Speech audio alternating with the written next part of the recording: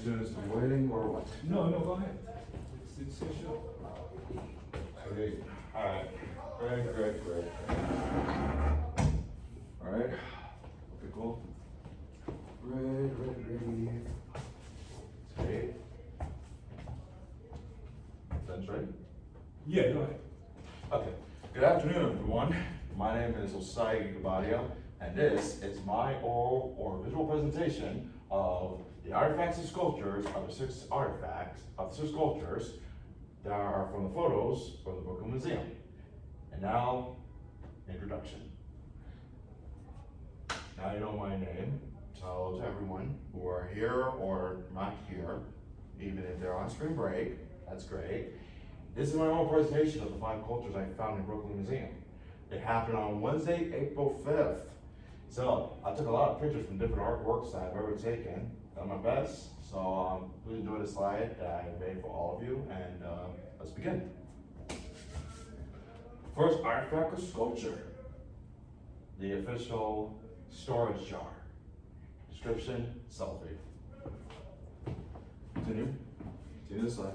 Now, this art culture is the first artifact, is the first art culture in art in the Americas. This is the storage jar by Dave, later named as David Drake. The art medium of this type of artifact, or the storage jar, is made out of clay with aquiline glazed stoneware. The time period occurred back in 1857. And a brief description of the storage jar by David Drake is a large stoneware jar that is made in the mid-19th century and is located in the Brooklyn Museum, which happens in Easter Parkway. It is notable for its size, intricate handles, and smooth finish. The jar is considered a masterpiece of African-American pottery and a testament to the skill of enslaved craftspeople in the American South, which is kind of interesting. Next, second artifact, or sculpture. Zheng Jianjun created the ink rock. Down. Yep. That's just a picture with me taking a selfie of it. That is the official image of the ink rock that Zheng Jianjun originally created in China, Shanghai. And now, brought to Brooklyn Museum. And now, let's talk about it. Go there. Now, this art culture is from China. It is called the ink rock by Zheng Jianjun. The art medium of the ink rock by this sculpture or artifact artist is made up of traditional Chinese ink and brush on a large natural rock. The time period occurred in 2019.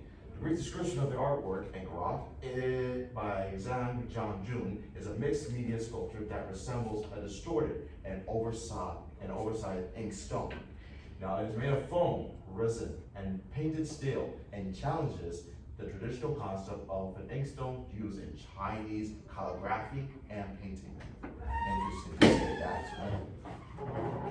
All right, third head of a man, Rossetti Theodore.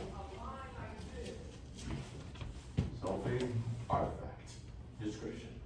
Okay. Now, this art culture is from the Romans. Head of a man with a Rosetta Theodore. The art medium of this artifact or sculpture is made out of bronze.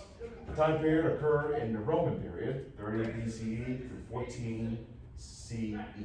Now, the brief description of this artifact has a small sculpture made of limestone that dates back in the late 4th century. And it depicts the head of a man wearing a diadem adorned with Rossetti motifs, which was a common symbol of royalty and power in ancient Greek culture.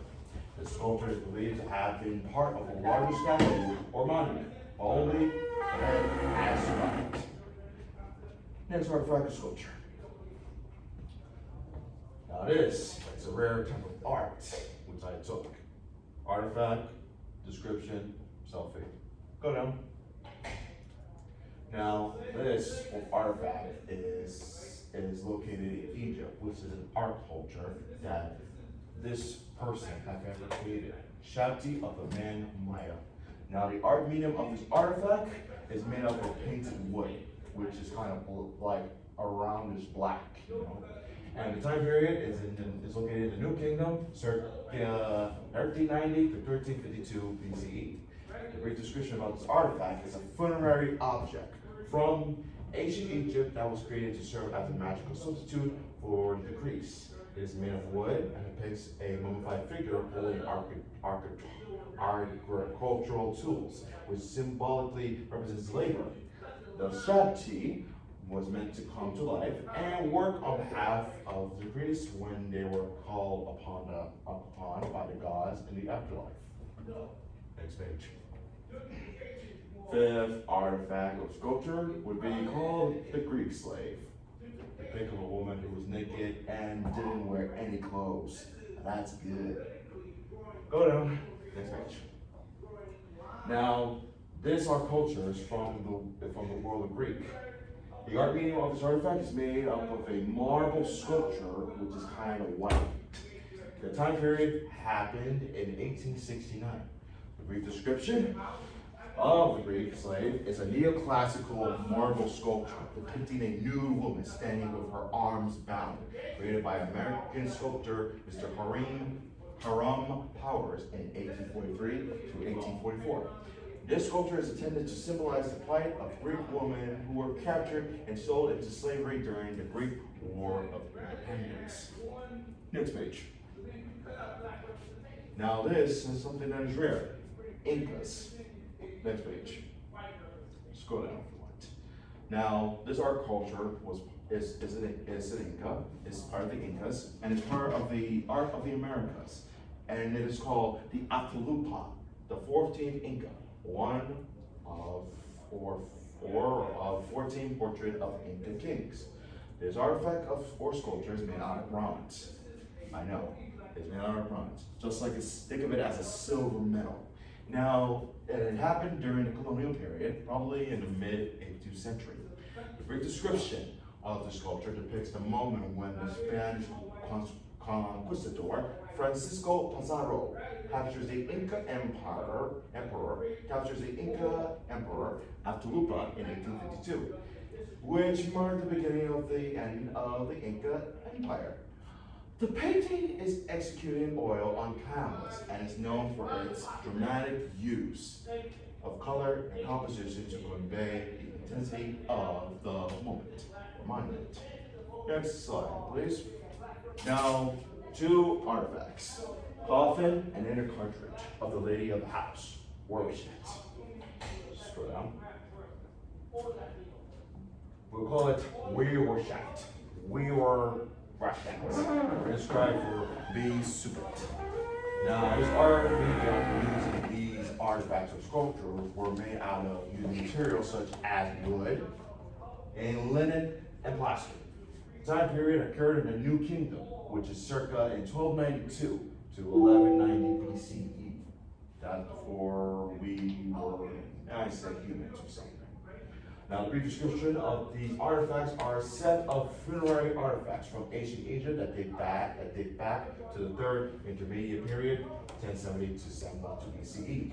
The coffin is made out of wood and covered with painted plaster, while the cartonnage is made of layers of linen and plaster decorated with colorful designs and inscriptions.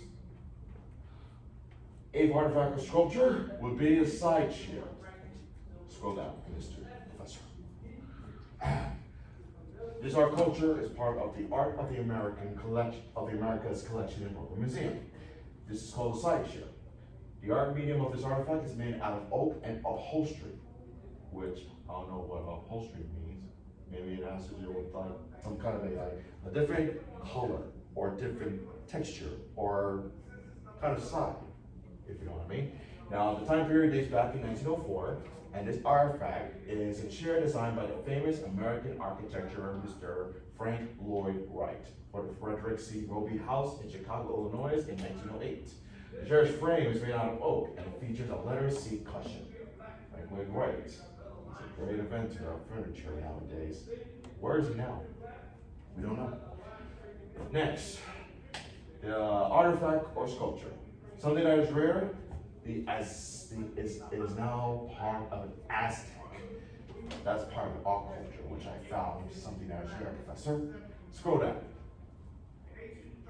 Now, this art culture is Aztec. This is called a seated figure of the wind god, also known as his name, Ikatol. The art medium of this sculpture is made out of stone. The time period occurred in circa 1440 through 1521, and the brief description of this artifact is a sculpture that was created by the Aztecs. The figure depicts the god sitting cross-legged with his arm crossed over his chest, wearing a headdress made of feathers and a skirt made out of paper. His face is painted blue, and he wears a necklace of human hearts. The Akatol was believed to be the god of wind, air, and breath, and was associated with the life-giving force of the universe, which is kind of like a person who is like a windmaker, or even a person who believes in medicine, maybe in Alaska. Let's go down. That artifact would be the Mycenaean Alpestron. That'll be made out of pottery. Scroll down for the description. Now, for this one, this said artifact or sculpture is in Greek, just like the last slide is related to Greek. Now, it is called the Mycenaean Alpestron. The art medium about this artifact is typically made out of alabaster, clay, or even precious metals like gold and silver. The time period about this artifact or sculpture is during the occurrence of the Mycenaean LLB period, circa 1475 to 1400 BCE. Now, the brief description of the Mycenaean Alpestron is a type of container that was used in ancient Greece for storing perfume or oil. These containers often featured intricate carvings and painted details, displaying the fine craftsmanship and artistic skills of the Mycenaean civilization. They were used extensively in religious rituals and other important events. Now, if you think this is some kind of a perfume that you can use to spray it around your body, well, maybe it's not, but it could be. But it could be used for spiritual and for making this smell, more like a goddess for a man or a woman. You know what I'm saying? All right, next, go down. Now, the standing Buddha is the 11th artifact or sculpture. Depiction of a sculpture, description of it, selfie of it, thinking you might be a celebrity one day. Now go down. Now, this 11th artifact or sculpture is from China. Like the last time I give you a last picture from China, it's kind of different, but it's not the same. Now, this is called the Stele of a Standing Buddha. Now, the art medium of this artifact is made out of sandstone.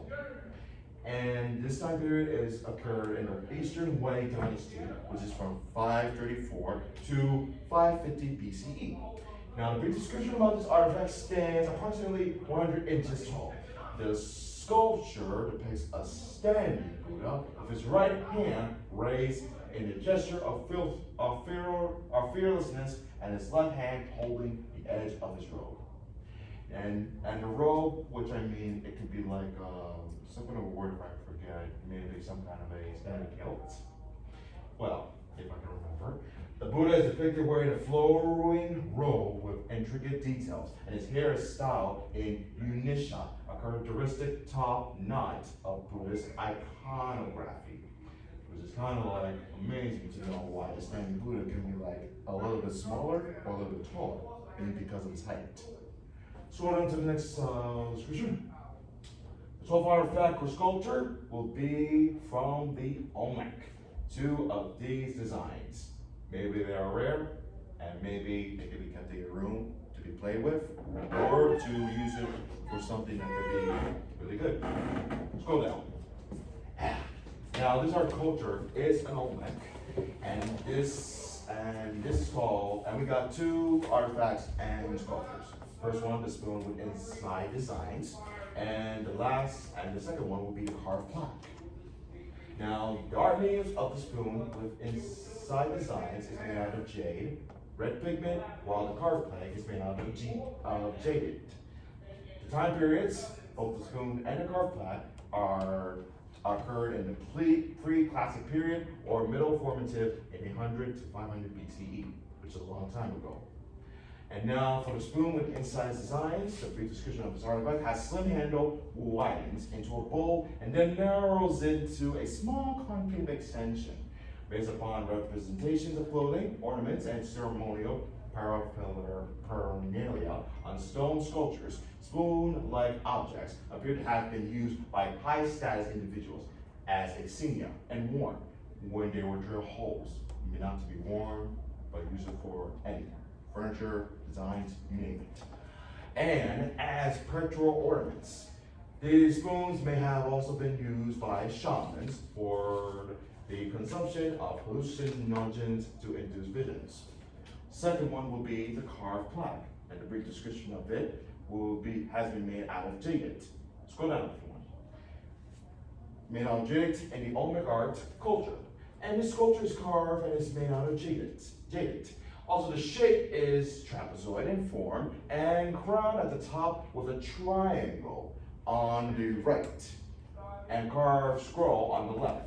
Parallel lines between below are carved in relief, and there is a small round indentation near the top. This object has been identified with headdress ornaments depicted on incised celts, and the form has been interpreted as the corn symbol. Corn as food, but a symbol as the mouse. And now, a bonus artifact or sculpture, maybe a 13 artifact or sculpture, but here it is. Scroll down. A rare type of sculpture that I've taken would be the Vishnu. And here's more about it. Now, this art culture is from India, and it's called the Vishnu. And the art medium of this artifact is made out of sandstone. And the time period that occurs about this artifact or sculpture will take place in the late 4th to 5th century during the Gupta period. Now, the brief description of this artifact is over 100 centimeters tall and is made out of gray schist, showcasing intricate carvings and inscriptions of important scenes from Hindu mythology. The Vishnu is depicted in his characteristic four-armed form, wearing an ornate crown and holding various objects that represent his power and authority. The statue is a testament to the artistic and cultural achievements of ancient India and serve as an important artifact that offers valuable insights into the religion, mythology, and culture of this fascinating civilization. It's most we know that he may be the king of India, and I say that can be good. And there you have it, folks, all the artifacts and sculptures that I have ever taken in the museum. That concludes my art 408 or presentation about the picture I've ever taken. They're located in the Brooklyn Museum and not online, not to be a person who's copying. Enjoy the rest of your day, folks, ladies and gentlemen. And it's from Osai Gulati and myself. Good day, and if you want to learn more about the sculpture and artifacts that happens in the Brooklyn Museum, visit the webpage in the description below, and you'll know about the Brooklyn Museum address. Thank you. Now, before I leave this podium, if there are any questions about the presentation that I have presented to you folks, raise your hand and I'll answer some questions. Yes. How many were you able to find at the Brooklyn Museum? Let's see, about 30 artifacts, Oh, good. according to Outlook. And I worked hard in doing this presentation during the spring break. And I had to relax for a little while, so I guess I took my time to work hard into our one-way presentation, get feedback from the people who seen my presentation before, and I think it's kind of good. Are there any questions? Raise your hand, don't be shy. Anyone? No? Okay, go ahead. So how was your experience? My experience for going to the Brooklyn Museum of finding artifacts and sculptures is kind of amazing. It makes me want to go out more often. I mean, sometimes I like to go somewhere maybe far with my folks and relatives, even my family. But since I have gone there on April 5th, I've gone there by myself and do my best. I do my best to take lots of pictures from different cultures. So even if I had to take 30 artifacts, even from day one, then I had to write descriptions of every art and artifact that I have ever have written and taken then it'll be the right time for me to just like take the best art, put it into a PowerPoint, and then present it to you, finish. Do you plan with this experience of you documenting all of these artifacts? Do you plan on after the class? Do you plan on incorporating it to your everyday life experience?